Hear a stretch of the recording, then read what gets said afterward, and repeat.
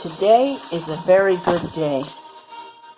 We're just shy of the 26th anniversary of Jurassic Park, and I have a lot of new stuff to open.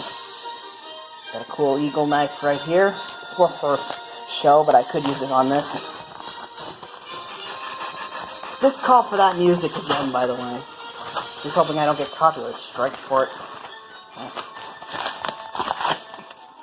Okay, probably didn't need a knife for that. I'm sorry, it's just... This is a Jurassic Park Series 1 Dino Screams Dilophosaurus. There were 2 Dilophosaurus figures released for the first Jurassic Park line. The first one had a much darker skin color than this. I think this one might be more movie accurate. It's a little lighter with more whitish and red parts. And also, it has a removable frill. You can pop on or off. I'm very sorry this didn't come in the packaging, but if I get a figure in its packaging, I'm usually going to find one that has damaged packaging, so it won't be too much of a problem to open it. Like, if it's already tearing or worn, it won't be too much of an issue with opening it. And I don't know if it's just how old this figure is, but can't really stand on without being braced up against something very well. And let me lower the volume on this just a little bit, because not just because you can't really hear me very well, but also because there's a feature to this. This is the electronic Dino Screams Dilophosaurus. There was also a Velociraptor released in this line, and they all used this sound as a gimmick when they made noise.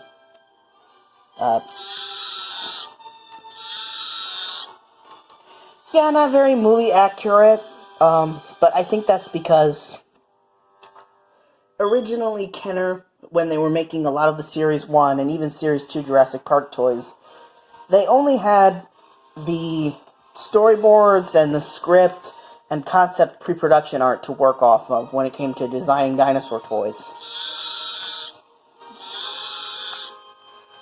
So they didn't really have access to what the Dilophosaurus sounded like in the films. So they basically, they got the roars and screaming as close as they could. I mean, it sounds pretty close to what the Dilophosaurus sounded like.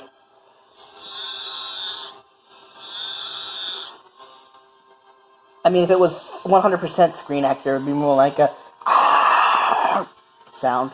But I don't think it was until Jurassic Park 3 came along, and that series, electronic Dilophosaurus, sounded almost completely screen accurate, like they ripped it right out of the film itself.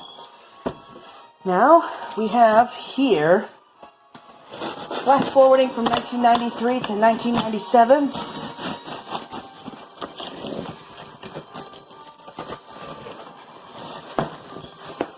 Exercise extreme caution. Don't try this at home, kids. Now, going back to what I said earlier about getting figures that have damaged packaging, so it won't really matter if I open it. This is the Cyclops Raptor. Cyclops thrashes out of restraint gear. The Lost World Jurassic Park. Velociraptor codename Cyclops Sight Beat. And as you can tell, the packing is not only... It's actually pretty big. Like, I remember this whole card here.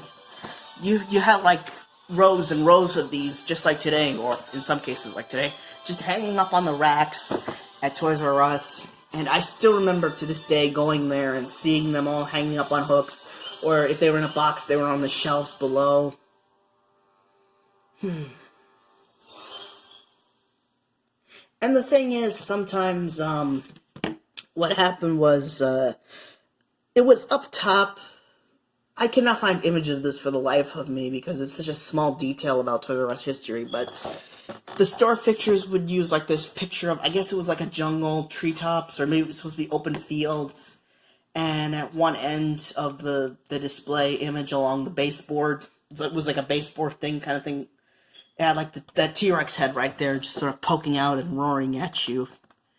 And I think it even had LED lights, which were supposed to be like fence pieces, which wasn't in the Lost World, at least not as much as it was in Jurassic Park, but yeah, and in some places they also had like cardboard standees like that you might see in a movie theater, just for the toy line alone. And, you know, it was just entire sections devoted to, yeah, these toys. I think the last time they ever did something like that was for Star Wars toys right before they went out of business. It was like even as they were dying off and closing their doors, there was like this island of Star Wars merch just rotting away. But that's another story. Codename Cyclops, and you can, on the back we have pretty much, they didn't list all of the toys, but they are probably the ones that were going to be released around the same time, because they were released like in waves throughout 1997 into 1998. Both of the T-Rexes up there, Stegosaurus, the giant Pachysophisauruses, there was two. There was I am so very sorry about that. My finger slipped, and hopefully I should be able to edit these together with in something or if not, I'll just see if I can. But yeah, we've got the Cyclops, T-Rex, Junior T-Rex. Some poses may require hand support, and Sarah Harding and Peter Ludlow. Interestingly enough, the Sarah and Ludlow figures are probably the rarest figures in the Lost World line, especially Sarah Harding. But yep, and old Snapjaw, who we actually made a video on earlier. Some of the vehicles. A nice diorama of Cyclops and his capture gear over there. So, yeah, this is yellow and cracked, so really there's no point in this is not a mint packaging. Actually, come to think of it, maybe I can, let's see if we can get him out of the bubble without trying to peel this off and damage the card backing. At least not any more than we need to. At least not any more than we need to. Because I still want to keep this package, this card. I still want to keep this card.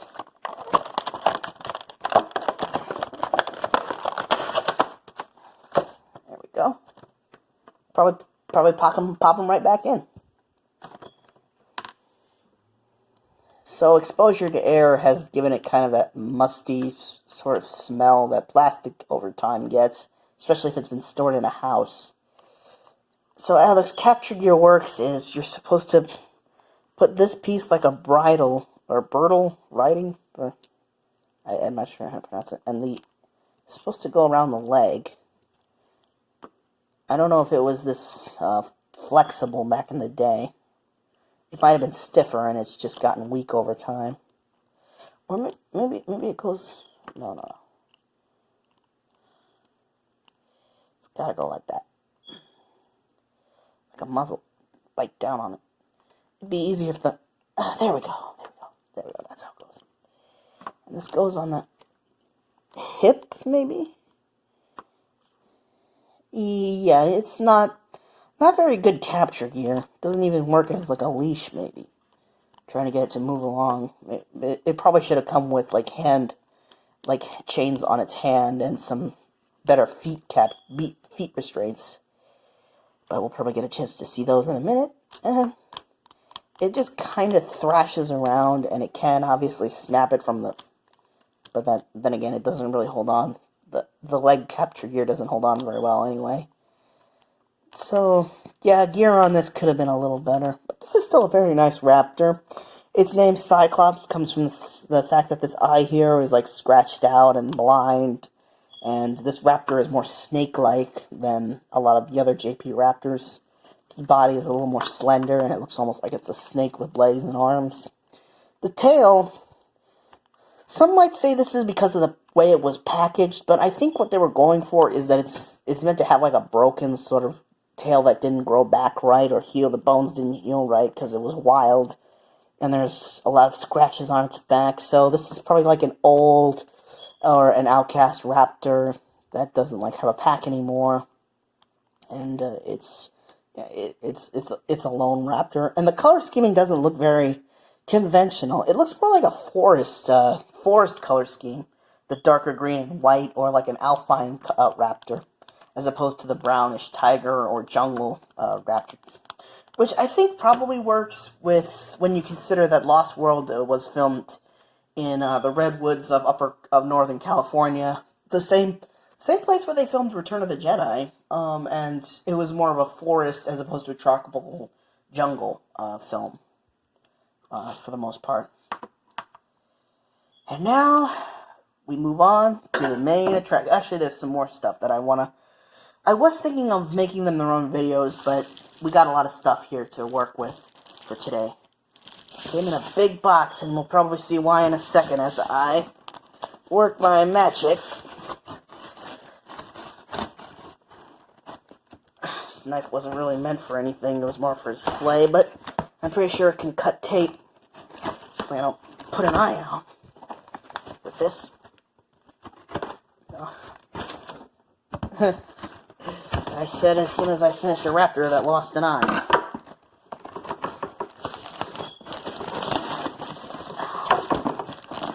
Now this is something I have been waiting a very, very long time for. Not just because it's well over 20 years old at this point, but when I ordered it, there was a shipping error. It didn't know where to go for some reason. It got returned to sender, and I actually ended up waiting longer than normal. That's the last time I buy something from California, I'll tell you that. Can't do anything right now. And, it's a big box. Big box. And it's not a mint box, but it's in box. Well, that's inconvenient. Somewhat. The Lost World Utah Raptor with Dino Tracker figure and accessories. You get an idea of what it looks like over there. But, so, at least we know it's not a mint packaging, so we can open it. I gotta tell you, I've wanted one of these Utah Raptors for so long. When I found out that they made them. I didn't know they made them back in the day, but now that I do know, I have wanted one so badly. And there is just so much to go over with this guy. Let's see, do we have... It also comes with a Dino Tracker and accessory. I'll put the box over to the side for now. And...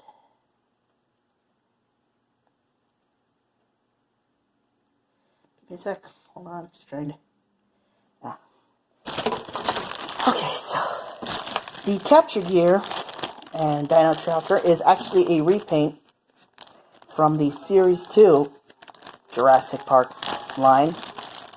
This is Jaws Jackson. He was originally released in 1994 as part of the Dino Trackers series. I actually have Harpoon Harrison, his other.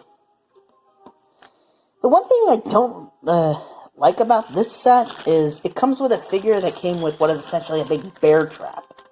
Now, that might be fun for herbivores or even maybe smaller carnivores, but as you're about to see, this Utah Raptor is not small by any means. But, it is still a decent enough setup. You dare me to... Oh, that didn't really hurt. It's not a very powerful spring, probably because they didn't want lawsuits in case some kids injure their arms, hands, fingers, whatever. It's got grips, so he can kind of like hold it out in front of him, and I guess maybe if something tries to pounce him, Oh, wait, I have that I can try that with. So like I said, it works on small carnivores. I mean, if that didn't outright trap it, it would probably snap its neck. I hope Engine put some strong muscle fibers on their raptors. But it also works as like a ground trap, like a traditional bear trap, and it clips right onto his back like this. I'm just saying, it comes with like, I guess is a video camera, but honestly, going up against a Utah Raptor, I'd probably want a gun more than anything. And the only thing is, that backpack makes him back heavy, so we had to like lean him up on something like that, but he'll be fine over there. Now, on to the main attraction. Oh boy. Oh, soft. Yes, yes.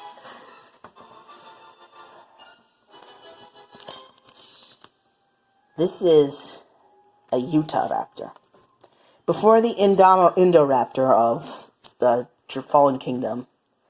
This guy right here was... Interestingly enough, YouTuber Clayton Finori, I'm sorry, I don't know how to pronounce that exactly, made a video, and apparently as far back as the pre-production of The Lost World, there was going to be a Super Raptor in that movie, as it was called, according to Steven Spielberg, but it got cut due to how the ending of that film was changed. And also because Spielberg thought that a Super Raptor would make it too much like a horror movie. It was going to be like more of a horror scenario where a giant raptor was stalking the survivors. But that kind of sounds familiar, doesn't it? In fact, let me just...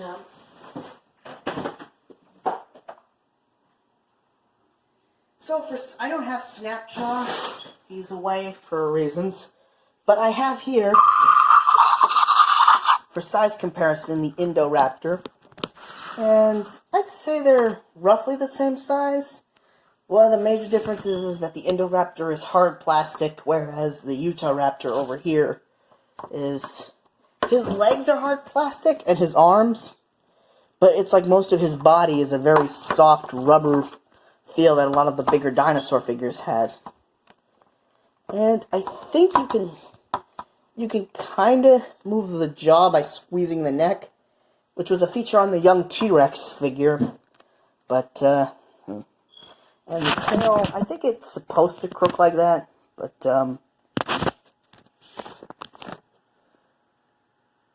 I'm not entirely sure. It might have been the way it was packaged caused the tail to bend like that, but, it doesn't look too bad. Now, when this was part of JP Series 2, it would have used the same, or a slight variant, sound that came in the Dino Screams line, because it was originally an electronic Utahraptor that had, like, a action feature. Ooh, look at this. Check this out. Even the killing claws are articulated. No other figure, any raptor figure does that. It's got, like, you can actually make them sort of, kind of like that scene in the kitchen, or raise them to strike.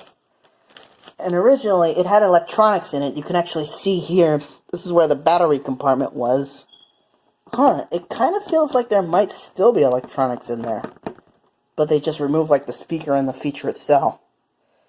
What I wanted to show you was the legs have this action feature. They have, like, a pouncing action. So let's get a good look over here. And, yep. They snap back, and you can they kick forward, and you can actually kind of put them in like an eating pose, I guess. But originally on Jurassic Park Series 2, which I wanted to get, like, to do a comparison, but I could only afford one. He also comes with that series' restraint gear. I've heard you need to be very careful with these because it can scratch the paint because the plastic is a little too hard. It should have been made of more softer material. So I'm trying to be as careful as possible putting it on. Yep, it comes with pretty much everything that the Series 2 Raptor did. Now, the reason why I probably never heard of this set before, let alone its predecessor from Series 2, is because this set was originally sold as an exclusive set an exclusive set sold to Walmart. You could only get this in Walmarts, and I don't think there were any in New Jersey, or in the New Jersey area at the time, back then. Yeah, Walmart was still a very suburban or regional outlet at the time. Are they already back? It doesn't break out of the leg gear, but it kind of, yeah, it still kind of holds it right there. So, can't see anything, can't move, just snap all that off. Some of this gear was also designed to put on the young T-Rex, because this and the young T-Rex figure were relatively the same size, more or less. if it may not have the electronics anymore, but it's still front heavy for some reason. So the best you can stand it is kind of on its forelimbs like that, but it worked. Again, very sorry. This darn thing keeps.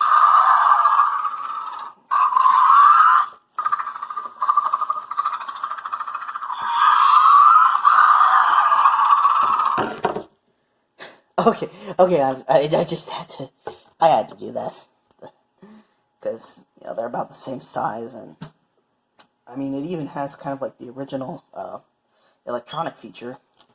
And if you thought that was it, as a bonus, Godzilla 98 action figures, released just a year after Lost World, both the toy and the movie. Focus. Maybe I turn up the brightness, or... Yeah, I mean, both the Lost World came out Memorial Day 97, Godzilla came out Memorial Day 98.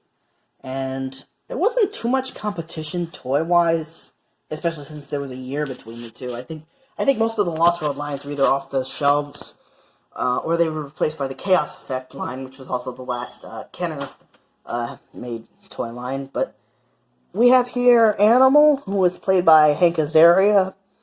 I initially thought that maybe these could stand in alongside some of these as like extra hunters, since I don't have a Godzilla to show off right now. But unfortunately, no. Upon closer inspection, the Trendmasters figures aren't in scale to those guys. I'm gonna try to break like before. No, I don't want to slip and slice my arm open on this. So, yeah. I mean, I wish it would come off to where the. And again, this is already dingy, sort of yellowing, and it's not very.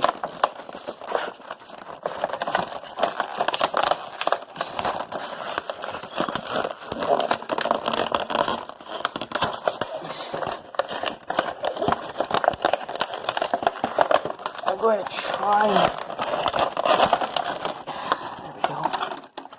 Piece it back together as best as I can with all the gear, and you get a lot. Trendmasters in the late 90s, early 2000s essentially tried to do what Kenner did in the 80s and 90s. They had the license not just for this Godzilla, but the original Japanese Godzilla, and one of their earliest lines was him, Ghidorah, Mothra, Rodan, pretty much all the classic Godzilla monsters. And then, like, in 1995, they made Casper toys, because Casper had a new movie at that year. 96, they made a line of Independence Day action figures. Don't know if they did anything in 97, but then along came 98, and they had these Godzilla figures. And so on and so forth. They lasted for a decent number of years. They closed up shop around 2000, 2001 after Battlefield Earth. So we have Hank Azaria as played by... No, Animal as played by Hank Azaria. And, yeah, kind of looks like a teenager with a gray goatee for some reason. A premature gray goatee. Next to the Kenner figures, the Trendmasters figures. Kinda... But, I mean, honestly, when you're a kid, it doesn't really matter. And they come with a lot of accessories. I have to wonder if these might have been designed for larger figures, some of them, at first, but they scaled them down. Let's see, we've got a video camera, which, just like, that's two figures with a video camera. I did not intend that. But it does make sense. That actually did happen in the actual movie. Animal was a news reporter. Can he hold it? I'll find out later. Can you hold a gun, hopefully? Okay, I think maybe this goes.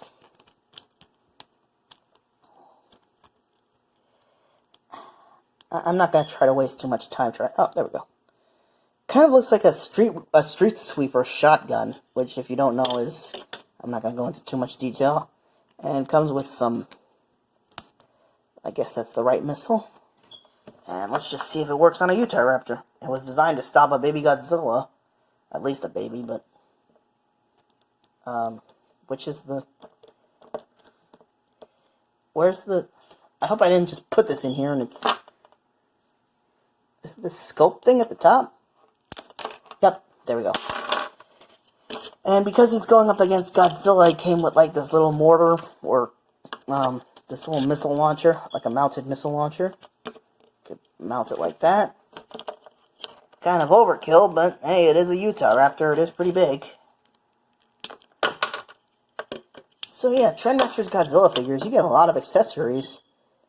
You know, I wonder if Jaws Jackson, I mean, they don't call him that, but it's obviously supposed to, it's a repaint of him.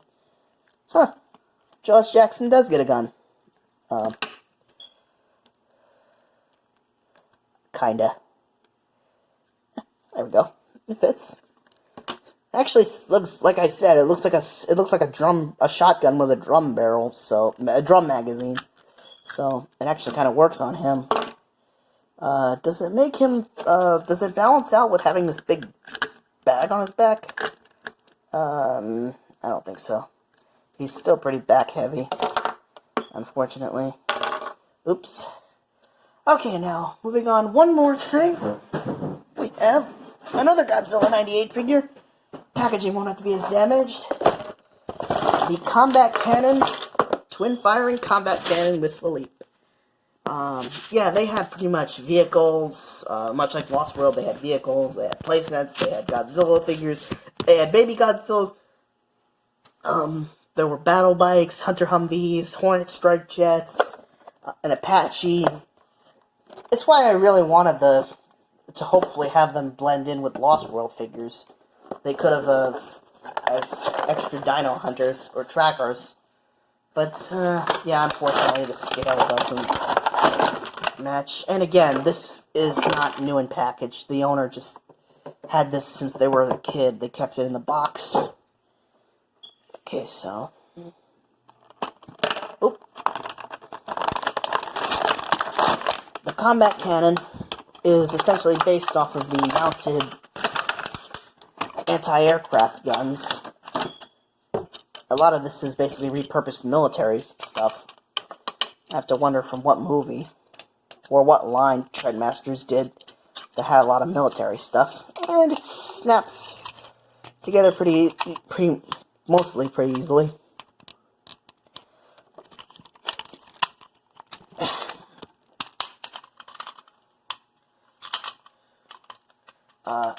I'll either try to fast forward this or edit it. Doesn't seem to want to, or maybe it goes the other way. That's why. Still, yeah, basically what you get is a mounted anti-aircraft gun. Oh, it's a little... And it also advertised that you could attach it to other vehicles, like the Humvee, which I don't have. But I actually have something. If you'll give me a sec here.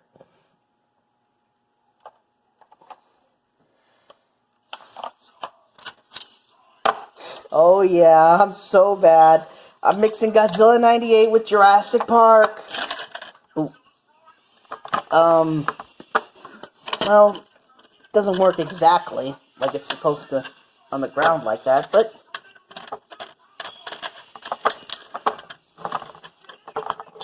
Yeah, you can actually... Imagine if they had this during that chase scene. Must go faster. Must go faster. Too heavy is that. And yes, this Philippe guy is supposed to be French.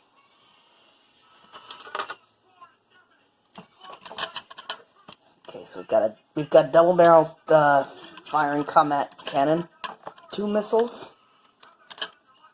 Yep, it is locked in. It's got a little peg there so we can fit in the seat.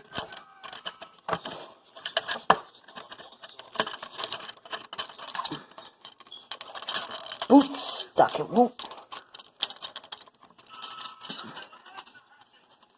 There. Ugh, such a pain. Try to load them in. Okay, fine. Oh. So yeah, it wasn't designed like this. There's a several years difference, but yeah, you could kinda.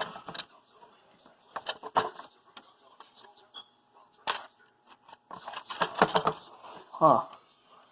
That's odd. Is this the right missile?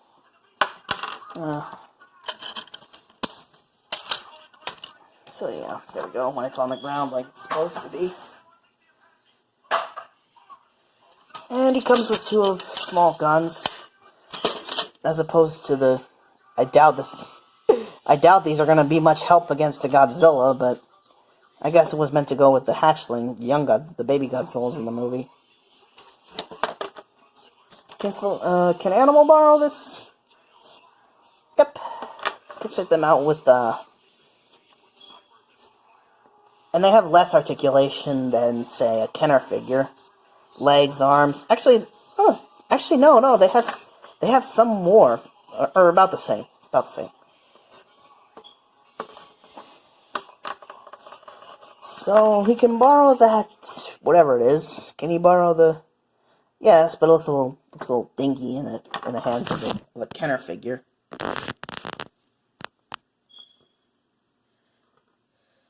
Not much help, but yeah, that's pretty much everything I wanted to show off.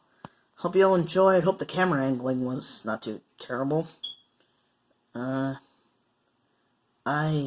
gonna be a little busy for a while.